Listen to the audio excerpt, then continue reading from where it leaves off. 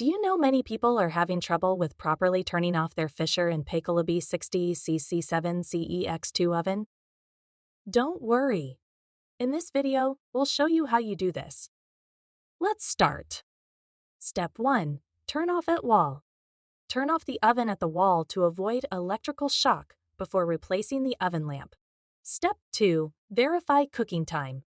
If set for automatic cooking, touch the cooking time control to verify or modify the time. Step 3. Cancel automatic cooking. Cancel the automatic cooking by touching the cooking time and stop time controls together for 2 seconds. Step 4. Wait for beep. Once the stop time is reached during automatic cooking, the oven will turn off and beep every 7 seconds. Step 5. Set dials to off. Turn the function and temperature dials back to O-off to ensure the oven is completely turned off. Step 6. Exit automatic mode. Press any control to exit automatic cooking mode. By following these steps, you should have no trouble properly turning off your Fisher & Paykel OB60SC7CEX2 oven. Still need help? Visit our website for the complete manual.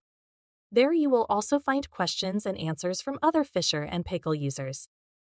Did you find this video helpful? By subscribing, you help us continue to answer users' questions. So, subscribe to our channel. Thanks for watching, and see you in the next video.